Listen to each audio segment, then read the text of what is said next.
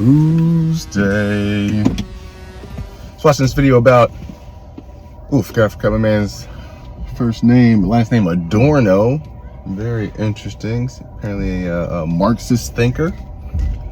I've heard the name. Actually, the only time I really thought about Adorno was actually a music history class I took like 20 years ago. Seen his name other places. I think I've seen his books in the bookstore. But I literally only thought of him as in the context of music theory. It was a weird class that didn't really talk about music that much. I don't even remember how I did on it, but hearing a description of his philosophy, specifically negative identity, and that identity can be formed out of violence.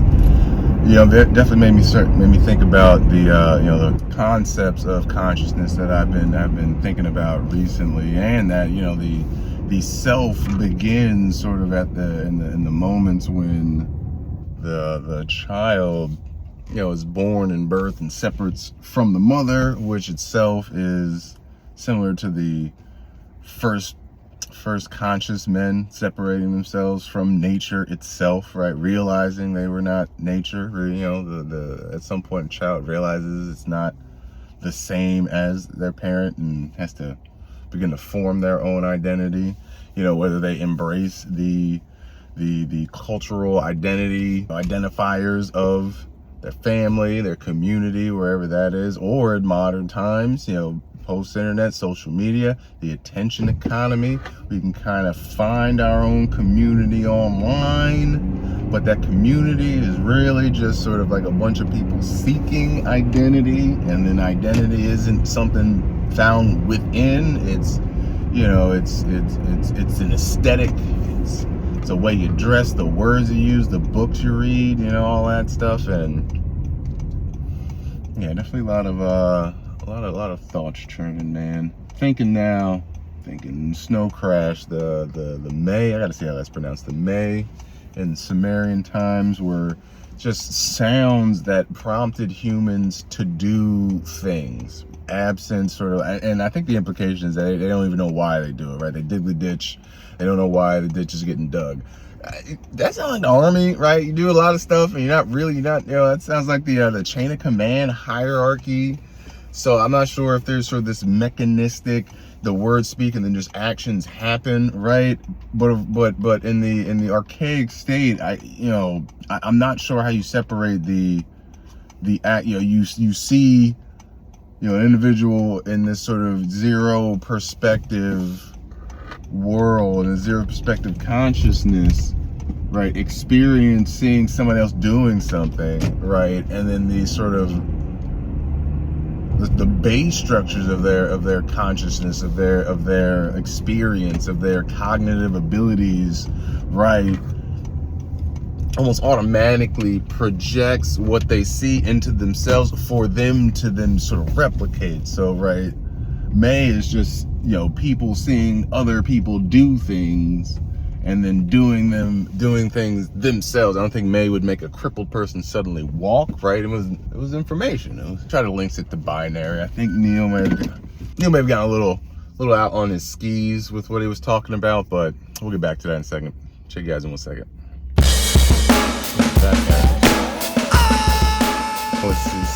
Some more analysis. And so I think I was talking about, Adorno's the concept of negative identity. He's looking at it from a dialectic of identity. Identity is a positive thing. It's something that is ostensibly a good thing for an individual. He talked about the emergence of the identity and culture, right? Talked about how identity, hold on for the street light right here. All right, make sure no loss of life there. So yeah, identity is something that's ostensibly positive, but can be formed out of negative actions, right? We mainly identify the concept of identity sort of stemming from the family, and then further that cultural connections. Like Adorno did examine many of the identities that formed in the mid 20th century. They were these were identities foisted on the people externally, They were told you no longer fit the character of X country, so they become a refugee. All the formation of all these nation states also left a lot of people stateless, and that as an identity isn't really positive at all. So like the concept of a negative identity, but that to me kind of it shows that the concept of identity is itself rooted in the ultimate negation of universality into perspective, into the A and B. You can right, even if A equals B and B, right, A equals B, then B equals A and B being separate things, like there's no sort of corollary in reality where you have an object, a rock A and rock B, and they are exactly the same number of atoms, the exact same shape, right? We have very little example of the identitive property, but identity, identifying ourselves as separate from or a part of some external group. It seems like that's the journey of identity, right? It's like you never reach a destination, never find yourself, because yourself is never the same. You're not the same atoms, you're not the same cells, they all die, you're not the same, right? Your breath comes in and out, turns the external into the internal, and then relinquishes stuff back out. You can't, there's no clear line physically where we separate, even though we have this separation. I feel my hands and my feet as a some end, but if I lose my hand and my foot, I'm still whole, I'm still a person, right? Somebody might not think I'm a whole person, but I might get treated by society as less than, but I'm still a person in such, right? Even taking away parts of the brain. I've gotten weird with the lobotomies and all of that. I do wonder if obviously there's probably traumatic brain injuries throughout history, and people would just go out into the forest, bump their head, come back, be a whole different person. That must have been thinking about how an urban legend, nigga. It was an urban, and a legend, nigga. A legend starts off just just a nigga went and fell into the lake. Guy was swimming once, seen a dead body in the lake. Now there's a lady in the lake handing swords out and shit. Yeah, I think that was a pretty hard stop right there. Yeah, I think I started thinking about work. So I think that I'm gonna trust myself. My brain said stop, so I'm gonna stop. I'll catch you on the next one, y'all. Alright, we are back on the road again. Another episode of the Car Philosophical Association. My CPA now. I just made that up. I think we left off continuing our discussion on identity. Yes, talking about Adorno's negative conception of identity. I keep coming back to this idea of the dialectic, where almost anything that we can conceptualize automatically creates the counter concept, right? Light and darkness, night and day, good and evil, right? Those things don't exist without each other, right? A world absent evil is also one absent good, because there's nothing to compare it to, right? Comparison seems to be an interesting contradiction, that the conceiving of a single thing instantly creates the duality of the thing, right? Both being the thing and not being the thing. And it just seems like all of that stems from a truncation of that to being or not being. Again, the concept of not being could only have come about after the concept of being came into existence, right? So that means something like life and death meant something, experience something completely different in a far gone age before a biologically similar being had a human thought, right? Was the first human thought about what am I, who am I, right? Or if we're going back to Gaspar's 0 point perspective, once we get that single point of otherness, there's me and then there is not me, right? All these questions come out. Who are all these people, right? The first person had a mom and had a dad that weren't fully blown conscious people. We're not thinking of themselves, and then this child, maybe they were an adult, then goes back and thinks about themselves. Every time humanity reaches a new level of consciousness, every individual human kind of has to go back and relitigate their past, their family's past, and by virtue the past of the entirety of humanity, if they're able to, which that's basically religion. And it also created the conditions for us to ideate deeply on the future. The future was something was like I'm hungry now, I eat, and then I eat food knowing that it will succeed the hunger. Right? We're not thinking about eating 1 week, 2 weeks, 3 weeks, 4 weeks down the line. We got to plan for it, right? We only plan because we have an understanding that absent a plan, there's a chance you could fail. But also, planning also implies the fact that we might plan and also not get the thing that we planned to get, right? So expectations, desires, how those things match up against reality. Right, getting back to Adorno, right? You see, the 0 point perspective human is basically, it's just the entire world is a single tribe. Everything is sort of all working towards it. Things happen, I'm sure, right? There were likely emotions at this point, right? There was likely some base emotions forming between child and parent, and the parent or child, and then whomever the parent expresses care to, right? And if something tragic happens, right, and then suddenly the child has to deal with the trauma of basically that not seeing that face in movement anymore, right? Seeing the difference between a person when they're alive or dead, which is why they're probably, right, there was less of a difference between a dead person and a walking around living person, which is why they would bury them next to each other, bury them under the house, continue to commune with the dead, right?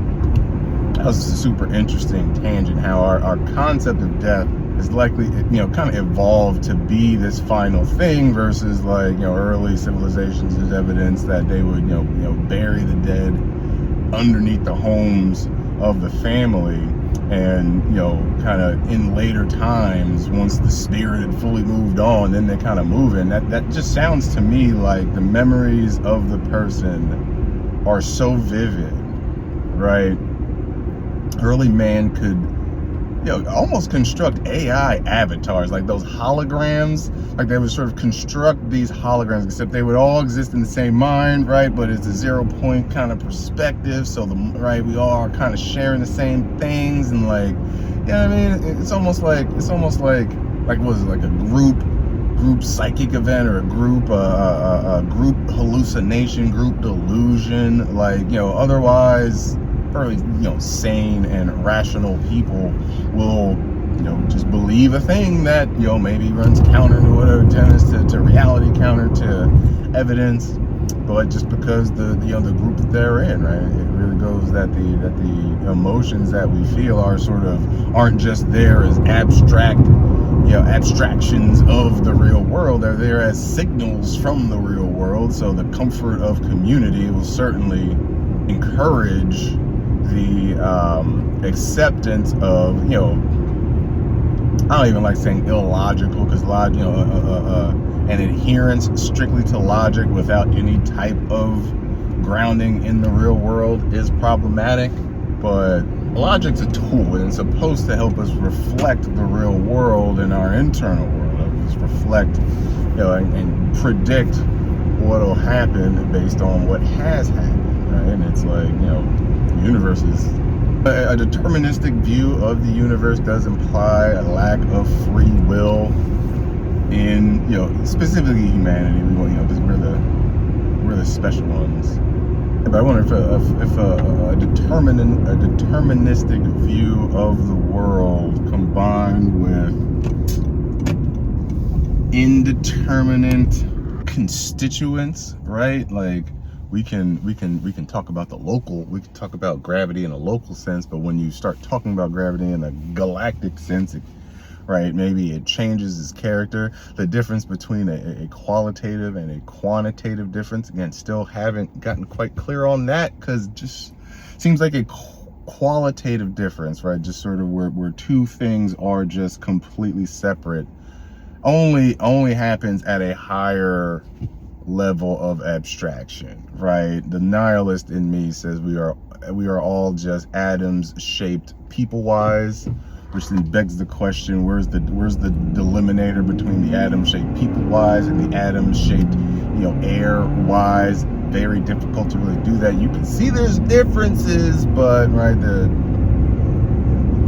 what the difference is escapes our focus, right? It seems to exist in the in-between spaces of biology, right? Where the difference is biology. We see the claws on a dog and just our fingernails and our fingers, but then when we look at dog and baby fetuses, they're all the fucking same, right? Some in the genetic code causes the protein to create, and then the claw appears at some point during development, right? And I'm not an anti-reductionist in that I think reductionism helps us understand the world, but we can't be bound to the idea that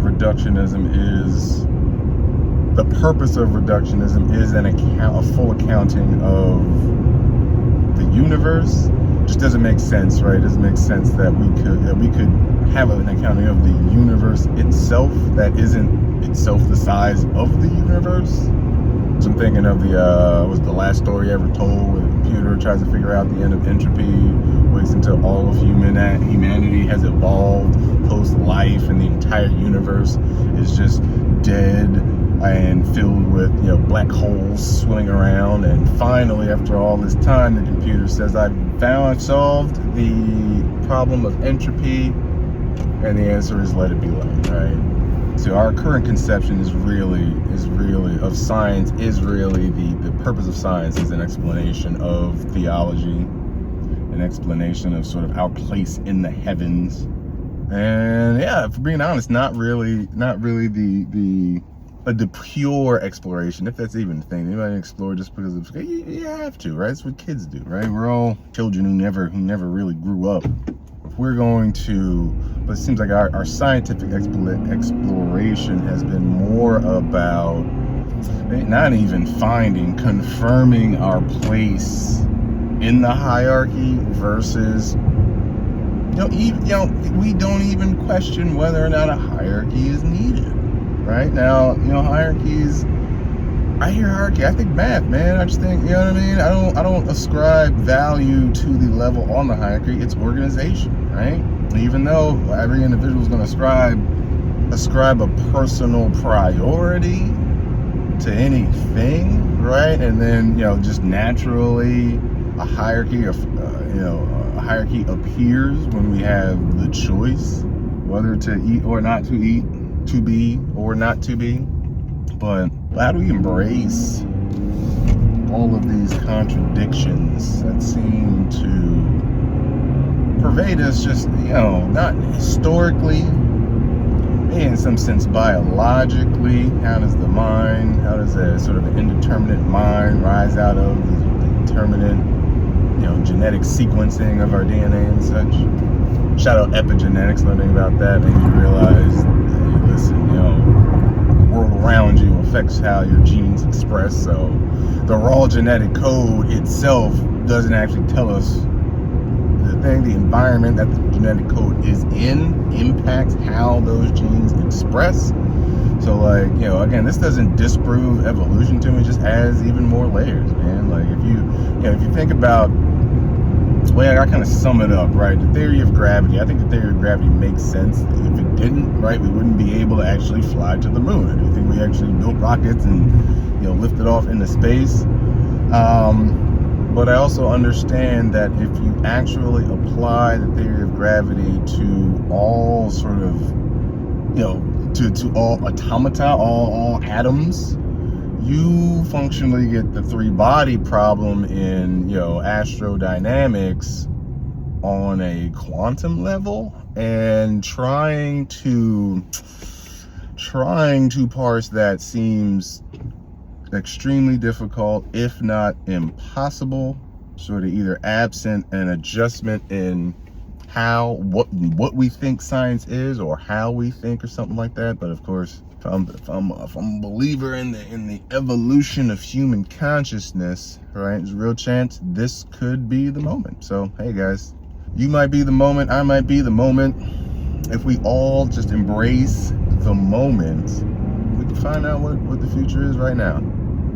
If we try to spend our moments looking to the past in order to predict the future, right, we're missing the future that's actually being built and the one that'll actually come to pass. So yeah guys, just pay attention, keep your minds open. Smart and intelligent man be able to entertain an idea without accepting it. I'm not going to try to attribute that quote, because apparently it's just made up, but just remember that. Check you guys later.